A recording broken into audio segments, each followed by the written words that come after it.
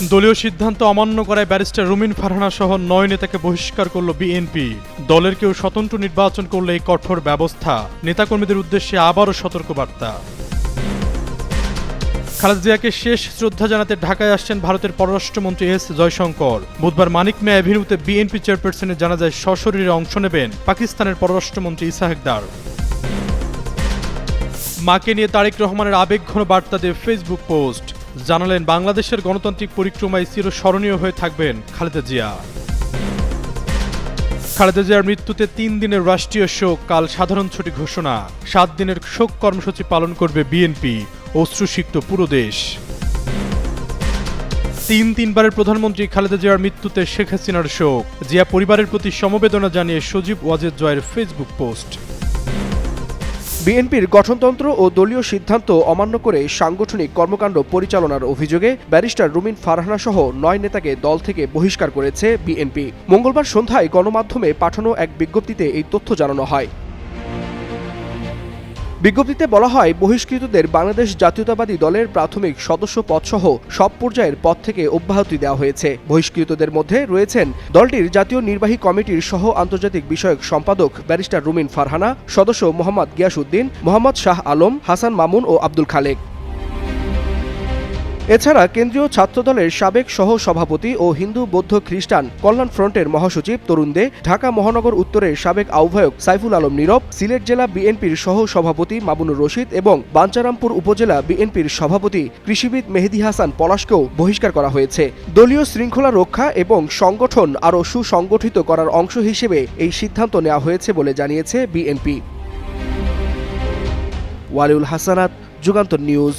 পাকিস্তানের পররাষ্ট্রমন্ত্রীর পর এবার বিএনপির চেয়ারপারসন ও সাবেক প্রধানমন্ত্রী বেগম খালেদা জিয়াকে শেষ শ্রদ্ধা জানাতে ঢাকায় আসছেন ভারতের পররাষ্ট্রমন্ত্রী ডক্টর এস জয়শঙ্কর। নরেন্দ্র মোদীর বিশেষ প্রতিনিধিত্ব নিয়েই তার এই সফর। কূটনৈতিক অঙ্গনে ঘটনাটিকে দক্ষিণ এশিয়ার আঞ্চলিক সম্পর্কের জন্য গুরুত্বপূর্ণ বার্তা হিসেবেই দেখা হচ্ছে। সংশ্লিষ্ট সূত্র জানিয়েছে, খালেদা জিয়ার জানাজা ও শেষ শ্রদ্ধা নিবেদন কর্মসূচিতে অংশ নেবেন জয়শঙ্কর। এর আগে পাকিস্তানের উপপ্রধানমন্ত্রী ও পররাষ্ট্রমন্ত্রী ইসহাক দার আসার কথা নিশ্চিত করেছে ঢাকায় পাকিস্তানের হাইকমিশনের একটি সূত্র।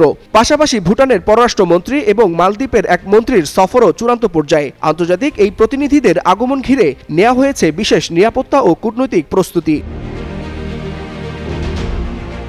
দীর্ঘদিন অসুস্থতায় ভুগে রাজধানীর এভারকেয়ার হাসপাতালে জীবন মৃত্যুর সন্ধিক্ষণ পার করছিলেন বেগম খালেদা জিয়া। টানা চিকিৎসার পর মঙ্গলবার ভোর 6টায় তাকে মৃত ঘোষণা করেন চিকিৎসকেরা। মৃত্যুকালে তার বয়স হয়েছিল 80 বছর। দেশের রাজনীতিতে 3 দশকেরও বেশি সময়ের ভূমিকা রাখা এই নেত্রীর মৃত্যুতে শোকের ছায়া নেমে এসেছে দেশের রাজনৈতিক অঙ্গন জুড়ে। বেগম জিয়ার শেষ বিদায়ে প্রতিবেশী দেশের শীর্ষ কূটনীতিকদের উপস্থিতিকে তার দীর্ঘ রাজনৈতিক জীবন ও আঞ্চলিক প্রভাবের প্রতিফলন হিসেবেই দেখছেন রাজনৈতিক বিশ্লেষকরা। ওয়ালিউল হাসানাত, যুগান্তর নিউজ। বাবাকে হারানোর পর ভাইকেও হারান তারেক রহমান, আজ মাকেও হারালেন তিনি। এরপর ফেসবুকে দীর্ঘ এক স্ট্যাটাস দিয়েছেন। সেখানে বেশ আবেগঘন বার্তায় লিখেছেন। ফেসবুক স্ট্যাটাসে লেখেন, আমার মা বিএনপি চেয়ারপারসন বেগম খালেদা জিয়া সর্বশক্তিমান আল্লাহর ডাকে সাড়া দিয়ে আজ আমাদের ছেড়ে চলে গেছেন। ইন্না লিল্লাহি ওয়া ইন্না ইলাইহি রাজিউন। অনেকের কাছে তিনি ছিলেন দেশনেত্রী, আপসীর নেত্রী, অনেকের কাছে গণতন্ত্রের মা, বাংলাদেশের মা। আজ দেশ গভীরভাবে শোকাহত এমন একজন পথ প্রদর্শককে হারিয়ে, যিনি দেশের গণতান্ত্রিক পথযাত্রায় অনিঃশেষ ভূমিকা রেখেছেন। তারেক রহমান লেখেন, আমার কাছে খালেদা জিয়া একজন মমতাময়ী মা, যিনি নিজের সমগ্র জীবন উৎসর্গ করেছেন দেশ ও মানুষের জন্য। আজীবন লড়েছেন স্বৈরাচার, ফ্যাসিবাদ ও আধিপত্যবাদের বিরুদ্ধে। নেতৃত্ব দিয়েছেন স্বাধীনতা, সার্বভৌমত্ব ও গণতন্ত্র প্রতিষ্ঠার সংগ্রামে।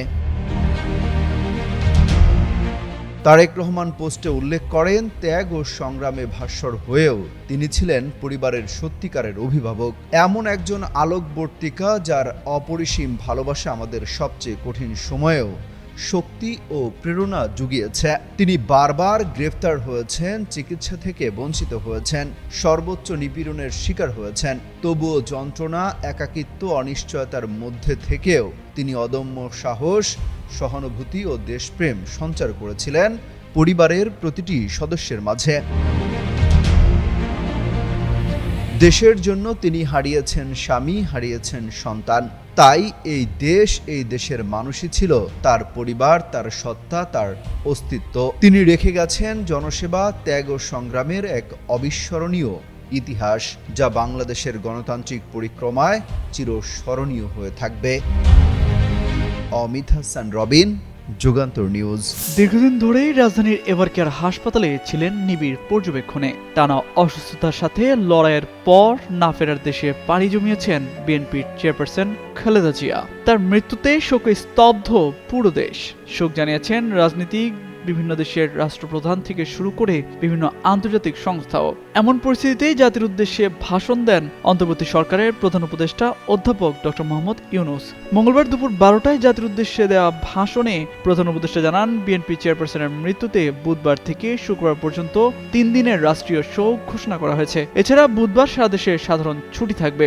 জাতির অপূরণীয় ক্ষতির দিনে দেশবাসীকে শান্ত ও ধৈর্য ধরার আহ্বান জানিয়েছেন প্রধান উপদেষ্টা। বলেন, দেশ ও জাতির জন্য অবদানের কারণে বিএনপির চেয়ারপারসন খালেদা জিয়াকে জাতি চিরকাল স্মরণ করবে।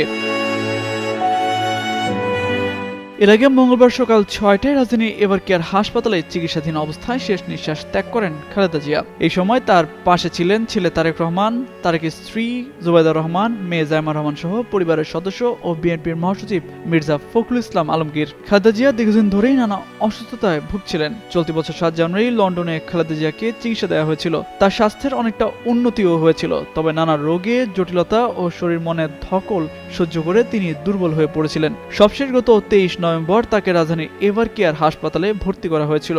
1 মাসের কিছু বেশি সময় সেখানেই চিকিৎসাধীন থাকার পর মারা যান তিনি।